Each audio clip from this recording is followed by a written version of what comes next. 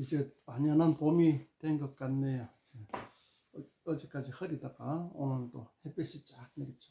물론 뭐 오늘 아침엔 서리가 내려가지고 엄청 추웠습니다만 이때일수록 우리가 좀 이렇게 하나님의 말씀에 좀 침잠할 수 있으면 좋겠다라는 생각이 드는데요. 제 같은 경우는 지금 이 시기, 그러니까 3월달, 4월달 이 2달 동안 정도가 저한테는 가장 농한기더라고요. 그래서 이래 그동안 읽지 못했던 책들, 읽어왔던 책들을 다시 한번 쭉 훑어보는데 먼저 읽었던 책들을 다시 펴보니까 읽는 데다가 저는 날짜를 언제 읽었다고 날짜를 적어 놓는데 읽었던 날짜를 보니까 전부 뭐 3월, 4월 이렇게 돼 있더라고요. 그래가 내가 예전에도 3월, 4월에 책을 좀 많이 읽었었구나 하는 그런 생각들이 들더라고요.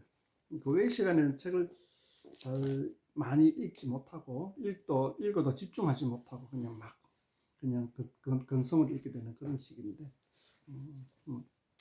하여튼 뭐 이 3월, 4월 뭐 다른 분들도 다른 사람은 이제 신학기라 가지고 마음이 분주한 때이지 싶은데 어쨌든 각자가 좀 편한 시간대에 한번 집중해서 이렇게 한두 권 책을 좀 아니면 성경책 한 권을 정해서 쭉 한번 읽어 내려가고 집중할 수 있는 시간들이 있으면 좋겠다라는 생각이 들어요.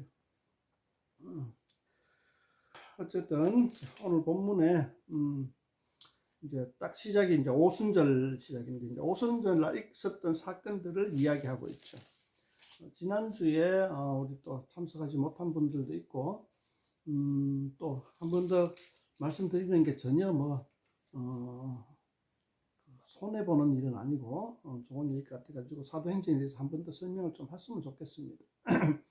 이제 저자는 우리가 이제 지난주 얘기했던 이제 누가는 뭐냐 하면은 사도 바울과 선교 여행을 동행했던 그러니까 사도 바울과 선교팀 중에 한 사람이죠. 그러니까 이제 그 사도 바울의 선교를 따라가면서 여러 가지로 많은 도움을 주었던 누가고 직업은 의사라고 보고 있습니다. 이제 역사가로 보기도 하고 뭐 다양한데 그때야 뭐 특히 직업이 분화되지는 않았으니까요. 어쨌든 이 누가는 굉장히 그 필력이 좋은 것 같아요. 필력도 좋고 의사인 거라서 그런지 굉장히 그 관찰력도 좋고 그런 것 같아요. 그래서 사도 바울의 행적을 쭉 따라가고 굉장히 어떤 뭐랄까 글 쓰는 사람으로서 굉장히 역할을 강하게 했던 것으로 보입니다. 그래서 이제 마지막에 사도 바울이 선교행을 마치고 핍박에 의해서 이제 로마로 죄인으로 되어서 로마까지 압송을 당하고 로마에서 황제 앞에 재판을 받는 그 와중에 의사 누가는 사도 바울을 주인공으로 내세워 책을 2권 쓰게 됩니다. 첫 번째는 누가복음을 썼고 두 번째는 사도행전을 썼는데 이 누가복음은 예수님 중심으로 썼고 복음과 예수님의 죽음과 부활하심의 중심으로 쓰는 거죠. 그것이 이제 사도 바울이 가지고 있는 신앙의 요체이죠.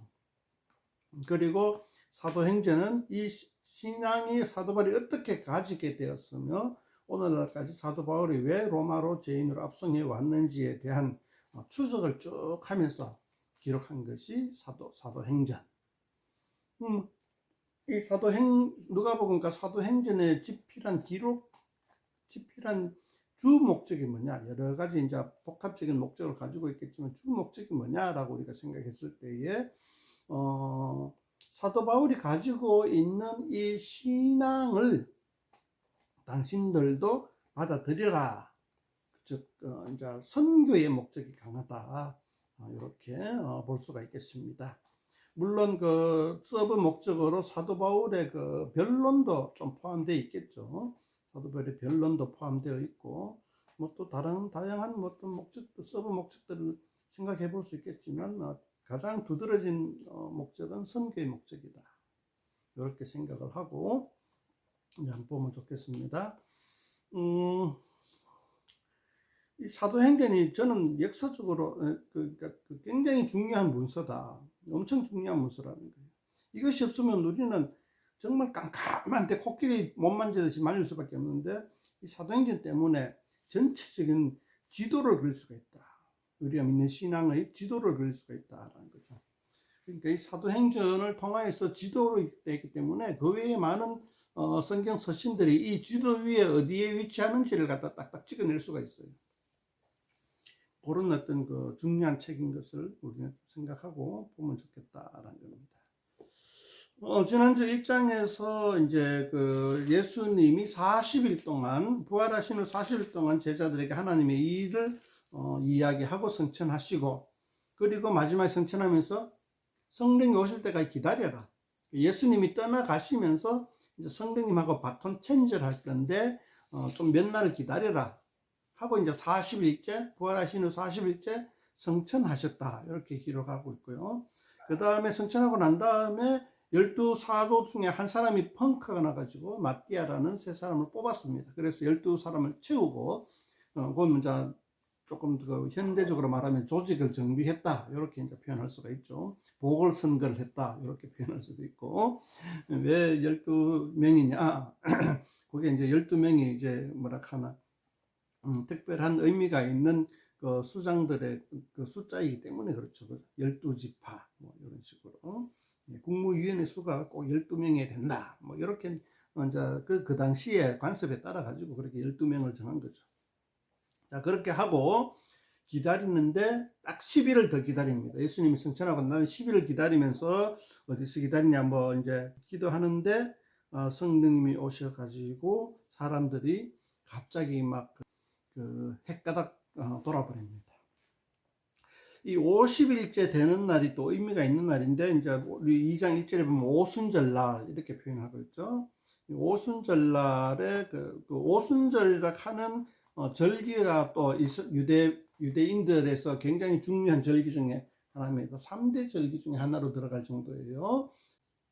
6월절이 일어나고 6월절부터 7주간이 지난 날 77절이라고 합니다. 그게 이제 모세오경에 나오는 절기 중에 77절이라는 절기가 있어요.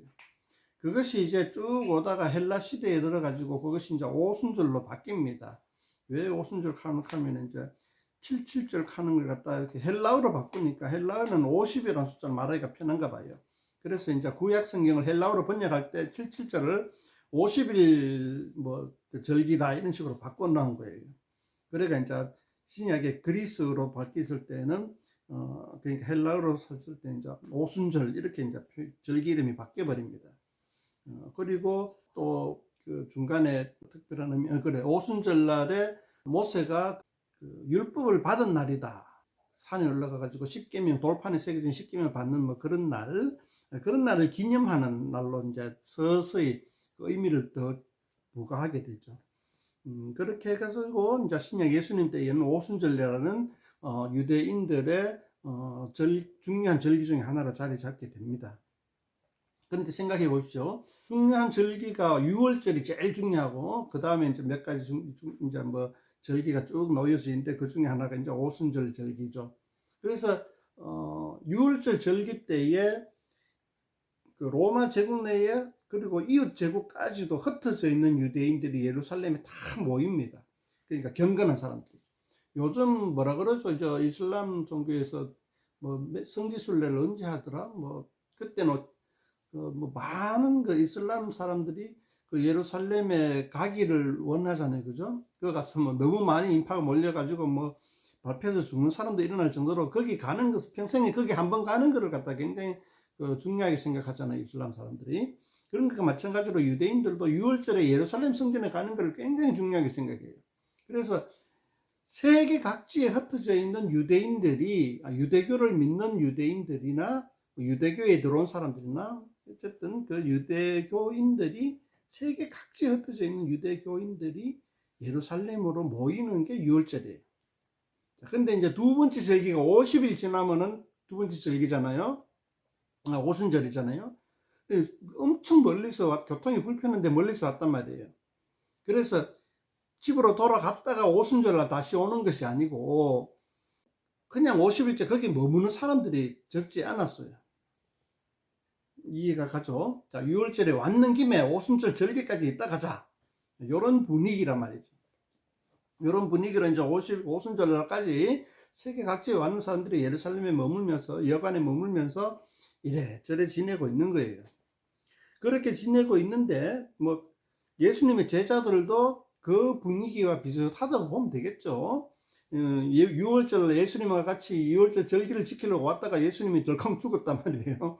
자기들 지도자가 죽고 부활했고, 또 40일 동안 갈릴리를 안 가고 그냥 예루살렘 근처에 머물면서 그냥 기도하고 예수님의 말씀대로 예수님한테 배우고, 40일 동안 부활하신 예수님한테 40일 배우고, 또 예수님 승천한 다음에 뭐 10일 좀 더 있으면 오순절이니까 예수님 더 기다리라 했으니까 기다리다가 오순절날 되니까 이제 성령의 은혜를 입어서 성령의 충만함을 받아서 놀라운 사건이 터지는데, 사람들이 4절 한번 봅시다. 그들이 다 성령의 충만함을 받고 성령이 말하게 하심에 따라 다른 언어들로 말하기 시작한다. 자, 한 120명 정도 있는데 그 정도 예수님의 제자들이 다른 말로, 각각 다른 말로 예수님에 대해서 증언을 하기 시작한 거예요. 길거리 나가서, 다락방에 사는 것이 아니라 길거리 나가서 증언하게 하니까 7절에 한번 봐요. 다 놀라 신기하게 이르되 이 말하는 사람들이 다 갈릴리 사람이 아니냐. 그러니까 이 120명이 전부 갈릴리 사람들이에요. 예수님의 제자들이. 그러니까 예수님이 공생의 사역 동안 갈릴리 지역에서 그 갈릴리 호숫가 그 북쪽 지역이죠.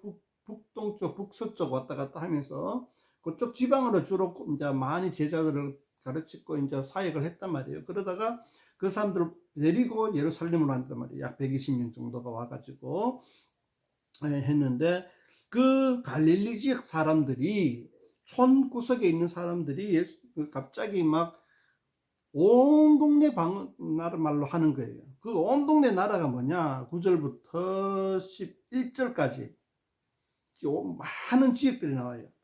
이 지역들은 제가 볼 때에 누가가 인지하고 있던 세상, 누가가 인지하지 못한 세상에서도 들어왔다고 생각할 정도로 온 지역에서 왔단 말이에요. 로마 제국뿐만 아니고 저기 보면 아라비아인들도 나오고, 저 바데인, 메데인, 여기는 로마 제국 바뀐 것 같아요. 뭐 그런 정도로 굉장히 그 넓은 지역에서 온 사람들. 아까 얘기했다시피 유대교인을 믿는 사람들은 6월절 예루살렘 성전에 오는 걸 갖다가 중요하게 생각하잖아요. 그 많은 사람들이 와가지고 오순절날까지 집에 안 가고 오순절 절기까지 하고 가자 하다가 이 갈릴리 사람들의 이야기를 듣게 되는 겁니다.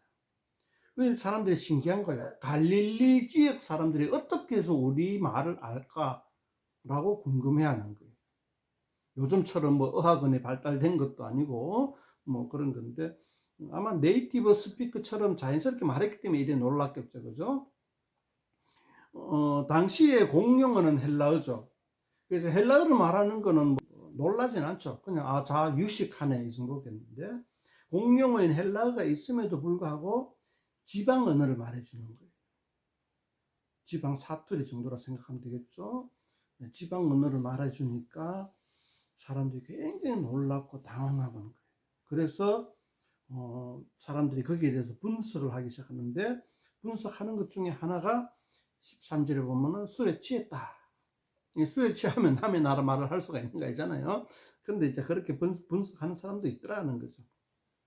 그럴 때에 4절부터 보면 베드로가 이제 그런 사람들 중에 이제 한 사람으로서 이제 대표적으로 설교하는 게 나오는데, 제가 볼 땐 그래요.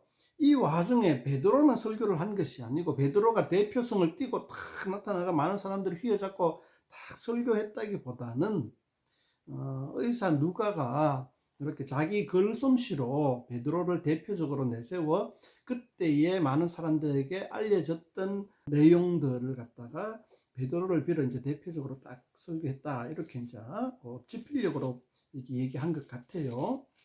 실제로는 베드로가 막 대표 연설을 하고 나머지는 자리에 앉아 듣고 뭐 그런 것은 아닌 것 같아요.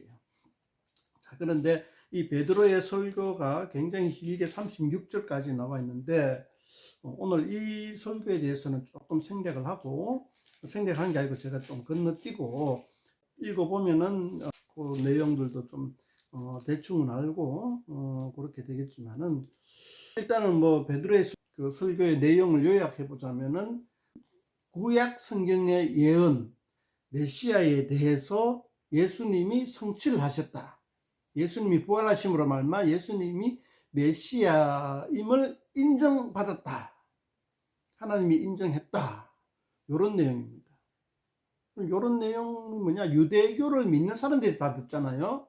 유대교는 구약 성경을 하나님이 주신 말씀이 담긴 것이다. 그러니까 구약 성경에서 이야기한 메시아가 바로 예수님이다라는 것을 그런 식으로 이제 논쟁을 펼치는 거죠.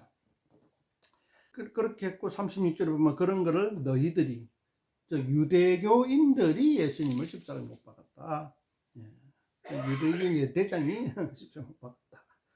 그럼 유대교인을 믿는 일반 군중들은 뭐 좀 미안하죠, 그죠? 막 모여가 십자가에 못 박으려 6월절 사건이 50일 전에 일어났으니까 50일 전에 똑같은 사람들이죠.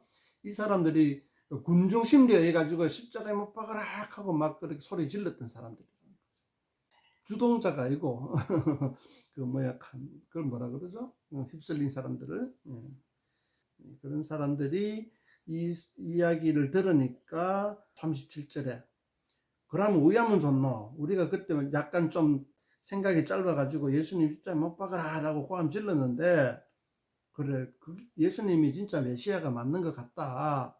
그러면 이제 우리는 어야면 좋노. 우리가 그런 큰 죄를 지었는데 어떻게 하면 좋노? 라고 하니까 38절에 베드로가 이렇게 이제 해결책을 줍니다. 회개하여 각각 예수 그리스도의 이름으로 세례를 받고 제사함을 받으라. 그러면 성령의 선물로 받으리라. 자, 이렇게 해서 그 예루살렘에서 오순절까지 기다린 사람, 어마어마하게 많은 사람들이 예수님을 믿게 됩니다. 자, 생각해 보십시오. 그 많은 유대교인들이 있지만은 그 중에 그 6월절에 예루살렘에 와서 그 절기 행사를 하고 이제 제사를 드리는 사람은 굉장히 신심이 깊은 사람들. 근데 왔는 김에 오순절까지 기다렸다가 오순절 절기까지 지키고 가자 하는 사람은 신심이 깊은 사람 중에 최고 깊은 사람. 그냥 유대교에 아주 그냥 충실한 사람들이죠. 그 사람들이 굉장히 많은 숫자, 뒤에 보면 3,000명인데 3,000명 정도가 예수님을 믿기로 작정한 겁니다. 예수님을 메시아로 인정하고 가르침을 받아들이기로 작정하는 겁니다. 그렇게 해서 이제 약 41절에 보면 그런 사람들이 3,000명이다. 갈릴리 사람들 위주로 12사도 위주로 이제 3,000명이라는 예수파가 바로 생겨버렸습니다. 물론 갈릴리에 가면은 또 다른 많은 사람들이 예수님의 가르침을 따른 사람들이 또 더 있었겠죠. 세례 요한의 제자들이 그런 경우겠죠. 그런 해서 일단 예루살렘에는 이제 그런 사람들이 3,000명이나 됐다. 근데 이 3,000명이나 되는 사람들이 어떻게 공동생활을 했냐 하면은 43절부터 47절까지 나오는데 매우 중요한 구절이죠. 43절에서 47절까지 초대교회의 첫 모습입니다. 첫 모습이 44절부터 보면 믿는 사람이 다 함께 있어 모든 물건을 서로 통용하고 또 재산과 소유를 팔아 각 사람의 필요를 따라 나눠주고 날마다 마음을 같이하여 성전에 모이기를 힘쓰고 집에서 떡을 떼며 기쁨과 순전한 마음으로 음식을 먹고 하나님을 찬미하며 또 온 백성에게 칭송을 받으니 주께서 구원받은 사람을 얼마나 더 하겠습니다. 자, 요 내용이 사실 상당히 부담스럽기도 하고 잘못 적용되어 왔는 적도 굉장히 많고, 요걸 대해서 이제 제가 좀 말씀드리고 싶은 것이 좀 있는데, 요즘 왜 문제가 되는 뭐 신천지 있잖아요. 신천지가 요런 말씀들을 갖다 골라가지고 재산 다 내놔라 합니다. 재산 다 내놔라. 재산 같이 쓰자. 이렇게 합니다. 재산 다 내놓고 같이 쓰자 해놓고 주도권자가 재산을 주도하고 다 가져가고 일반 사람들에게는 조금씩 굶어 죽지 않을 만큼 나눠주는 거죠. 다 자기가 다 주도해버리고. 잘하면 좋아요. 잘하면 좋은데 잘 안 되니까 문제인 거죠. 이게 교회의 생활의 전형이냐 아니냐를 가지고 많은 사람들이 갑론을박을 하기도 합니다. 교회는 이래야 된다. 경제생활을 이런 식으로 해야 된다. 라고 주장하는 부류가 있고 신천지 같이 통일교 같이 또 어느 단체가 뭐 이런 단체가 많이 있어요. 옛날에 90년대 후반 20세기 말에 다미 선교회 같은 것도 있고 뭐. 그런데 대부분은 이거는 전형이 아니다. 그냥 한때 한 곳에서 일어난 현상이다. 뭐 이렇게 하는 사람도 있고. 그래서 이런 걸 갖다 이걸 거절하는 사람들이 사실 대부분이죠. 정통파 속에서는. 그런데 가끔 특이로 이거를 받아들이는 사람들이 부류가 있긴 있는데 그 특이 중에 대부분이 이단이라고 하는 사람들이었고 잘못된 길로 부도덕한 길로 걸어가는 모습들을 종종 살펴봤던 그런 것의 근거 구절들이 이거죠. 자, 근데 이 2장 마지막 몇 구절에 있는 요 초대교회의 모습이 4장 마지막에도 나옵니다. 4장 마지막에 한번 보실래요? 4장 32절부터 37절까지도 읽어보면은 35절까지는 읽어도 되겠네요. 그렇게 읽어보면은 이래 나옵니다. 제가 빨리 읽을게요. 믿는 무리가 한 마음과 한 뜻이 되어 모든 물건을 서로 성령하고 자기 재물을 조금이라도 자기 것이라 하는 이가 하나도 없더라. 사도들이 큰 권능으로 주 예수의 부활을 정하는 이 무리가 큰 은혜를 받아 그 중에 가난한 사람이 없으니 이는 바깥 집에 있는 자는 팔아 그 판값에 이까지다가 사도들이 발 앞에 두면 그들이 각 사람의 필요를 따라 나누어 주었다.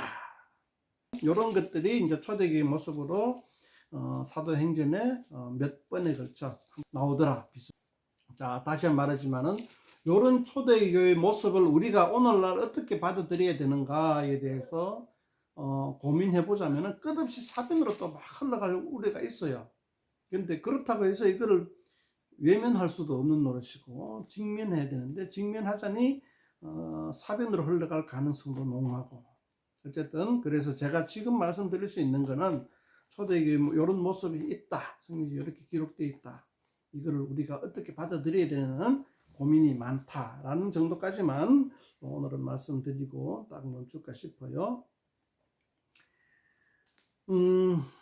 요게 이제 2장 전체의 내용인데, 자, 오늘 2장은 이제 사도행전 1장과 2장을 시작을 했으니까 사도행전 전체의 모습들을 한번 살펴보고 출발하면 지도를 보고 사도행전이라는 책의 지도를 한번 이야기하고 계속해서 사도행전이라는 여행을 했으면 좋겠어요. 이 사도행전이라는 책에는 예수님이 부활하시고 난 다음에 처음 나오는 게 교회가 어떻게 태동이 되었는가를 얘기하고 있어요. 교회라는.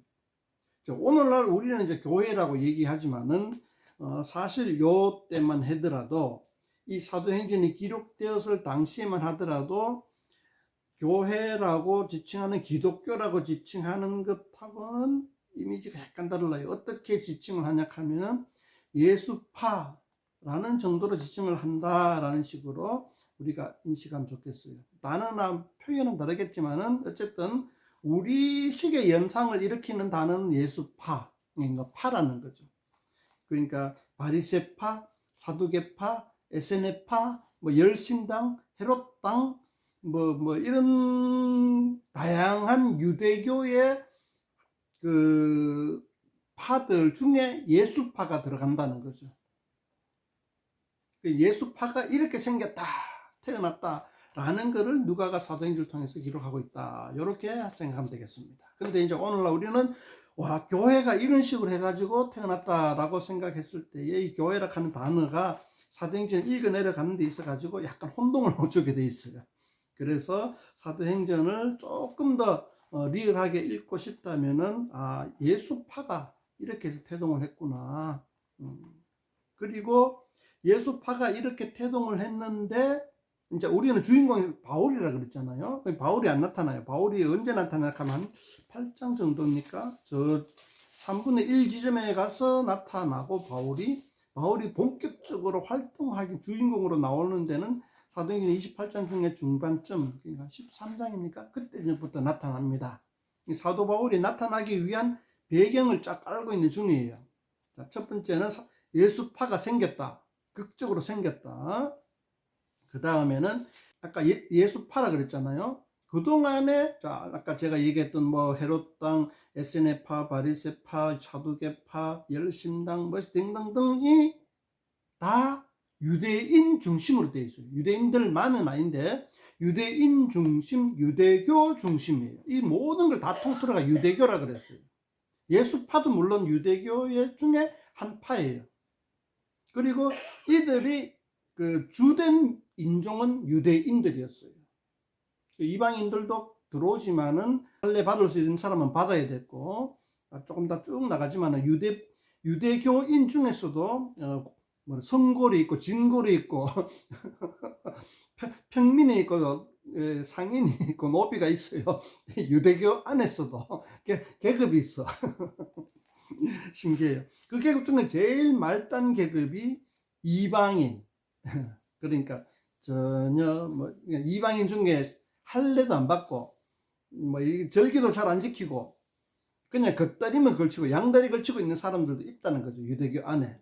아브라함의 육신적 혈통도 못 이어받고 뭐 그런 식으로 다양한 부류가 있어요. 다 골수 유대교인이 아니고 그것도 이제 유대교인 중에서도 어중간하게 이렇게 쭉쭉 나가는데 그 중에 유대교인 중에서도 가장 그 하층민이 할례도 안 받은 이방인. 할례라도 받으면은 조금 계급이 올라가요. 유대교 안에서. 근데 할례도 안 받은 이방인이 유대교인 중에서 제일 막내다 말이죠.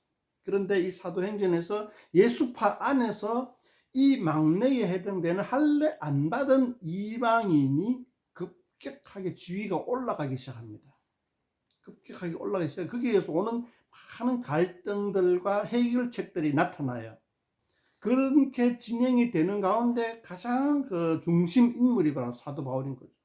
사도 바울은 이방인들에게 유대교의 한 분파인 예수파를 알리는 전도자였어요. 그러면서 이방인들에게 유대교를 알리는 바울이 그동안 막내였던 할례 받지 않은 이방인들을 갑자기 성격을 시켜주니까 어떻게 돼요?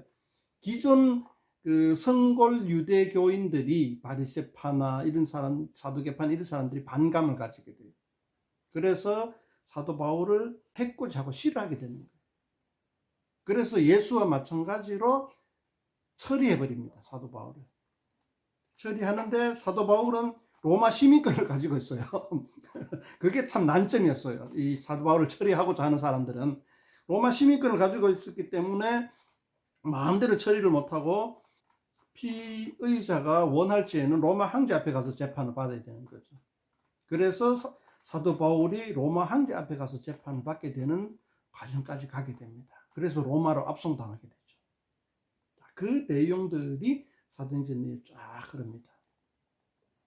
자, 그러면서 그걸 쫙 기록하면서 누가의 집필 의도는 뭐냐? 그러한 역사적 사건을 쭉 스토리를 전개하면서 예수파가 뭐냐라는 것에 대해서 잘 설명해 나가는 거죠.